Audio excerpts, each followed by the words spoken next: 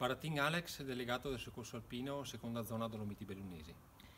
Come è andato il 2019 per gli interventi del Soccorso Alpino e Speleologico Veneto? L'anno 2019 è stato un anno impegnativo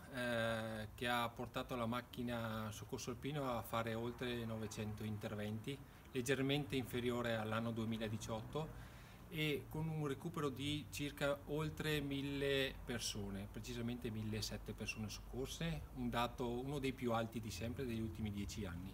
che ha impegnato la struttura in modo importante, specialmente nella seconda parte dell'anno, perché nella prima parte, dopo l'evento Vaia, i nostri sentieri sono stati così deturpati e quindi nei primi 6 mesi abbiamo fatto un'azione più rivolta alla sistemazione del territorio e quindi in collaborazione con le amministrazioni, il CAI e Guide Alpine si è intervenuto più per la sistemazione del territorio. Quali sono le cause principali all'origine degli interventi? Le cause principali sono variegate, maggiormente voglio segnalare che oltre il 30% delle cause di intervento è dovuto a una scarsa preparazione e gestione della gita. Quindi la non valutazione e la consapevolezza delle proprie capacità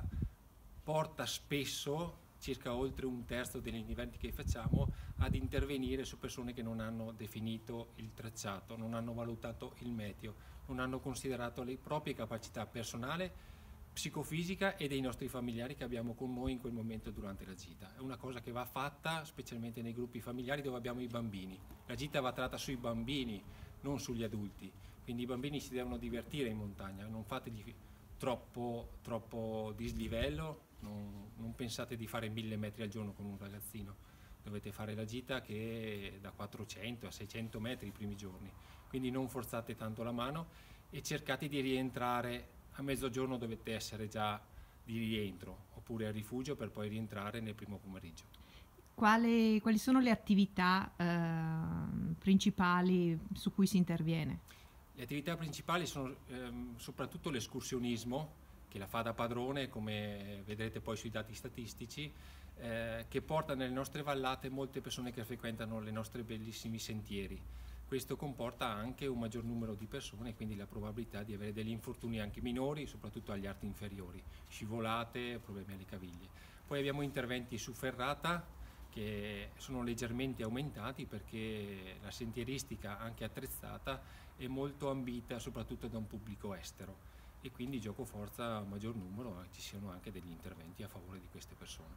Un lieve calo probabilmente dovuto anche al fatto che si punta tanto sulla prevenzione.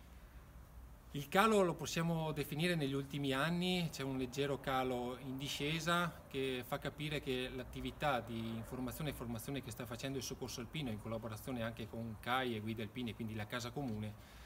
dà i suoi frutti, inizia a dare i suoi frutti. Un'attività che vogliamo implementare nel 2020-2021 con dei progetti specifici finalizzati all'attività formativa e informativa delle scuole, dei bambini, perché crediamo che il futuro è dei ragazzi e quindi vanno a fatte quelle azioni che permettano ai ragazzi di entrare con una mentalità, che è quella della mentalità della sicurezza e quindi dell'affrontare l'ambiente alpino con delle competenze che si hanno a prescindere, non è una cosa che si inventa, è una cosa che si ha di cultura per frequentare in sicurezza l'ambiente alpino e le nostre belle vallate.